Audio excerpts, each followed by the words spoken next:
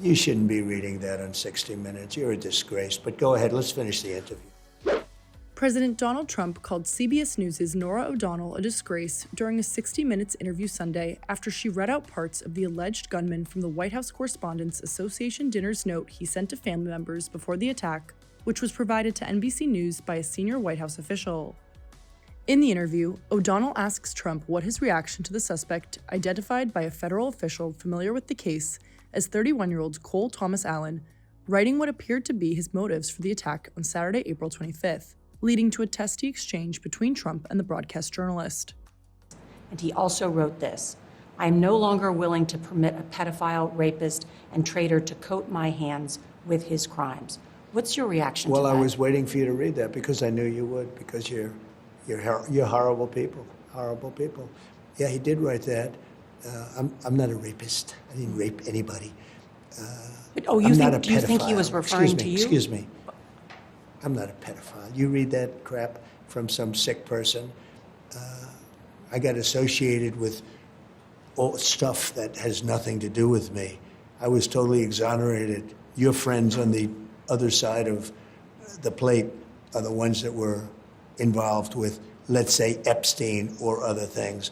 But I said to myself, I'll do this interview and they'll probably, I read the manifesto, as a sick person, but you should be ashamed of yourself reading that because I'm not any of those things. Mr. President, and these I was are never, the gunman's words. Excuse me. You shouldn't be reading that on 60 Minutes. You're a disgrace. But go ahead, let's finish the interview. The other thing that he wrote in You're the disgraceful. O'Donnell then brought up how the alleged shooter claimed there was relaxed security at the hotel where the event was held, describing it as incompetent. The other thing in the manifesto that I think is worth looking at in terms of determining his motive is he had been staying at the hotel since Friday. He checked in, he said he had cased the place, and he wrote, "What the hell is the Secret Service doing?" And he wrote this quote: "I expected security cameras at every bend, bugged hotel rooms, armed agents every 10 feet, metal detectors out the wazoo. What I got is nothing." He wrote, like, this level of incompetence is insane. Sir, you have already had two attempted... Well, he was pretty incompetent, too, because he got caught. And he got caught pretty easily. So I'd say he was pretty incompetent, too.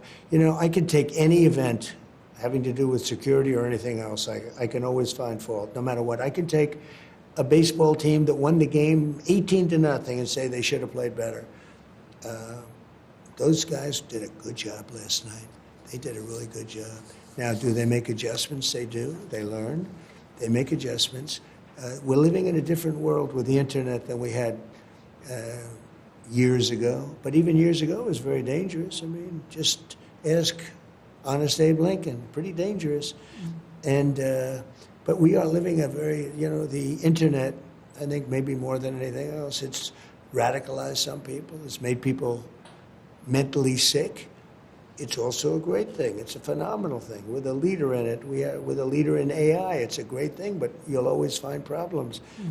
But it's a different age. It's a very different time.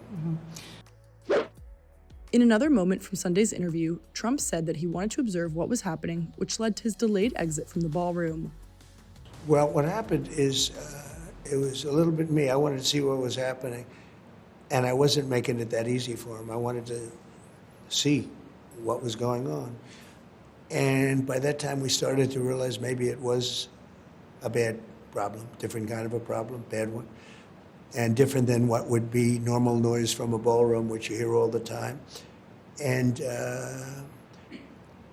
I was surrounded by great people, and I probably made them act a little bit more slowly. I said, wait a minute, let me see, wait a minute. So, I'm telling guys... Just at that moment where it looks like you go sort of down with the service, you were telling them to wait? Well, no, what happened is then I started walking with them. I started walking, and they said, please go down on the floor.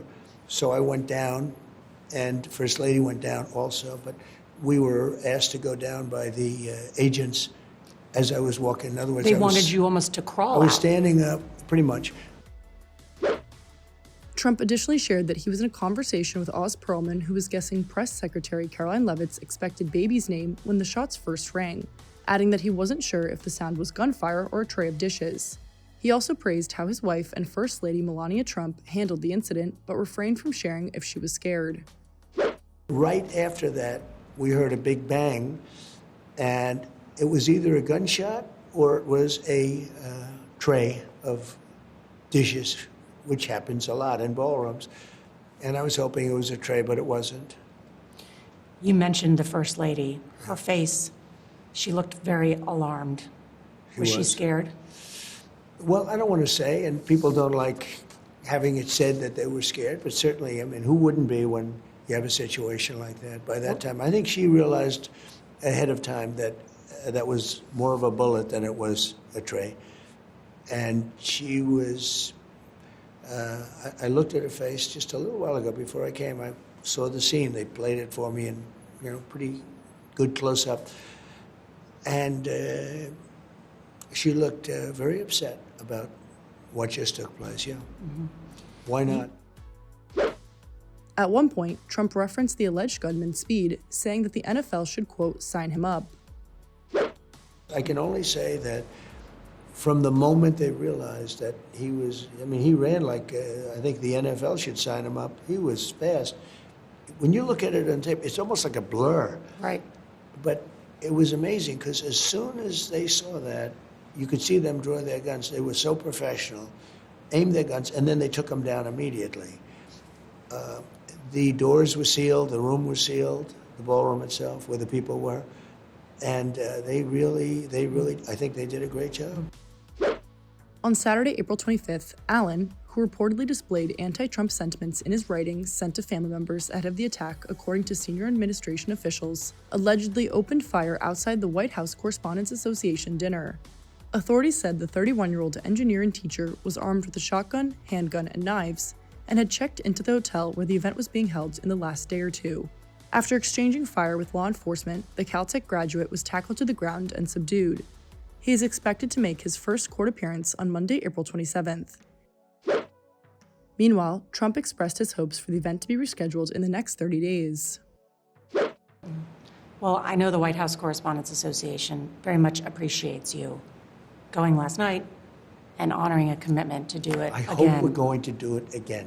Norah, tell him to get it going, and we should do it within 30 days, and they'll have even more security, and they'll have bigger perimeter security. It'll be fine, but tell him to do it again. We can't let something be, it's not that I want to go. I'm very busy. I don't need that. I think it's very important that they do it again.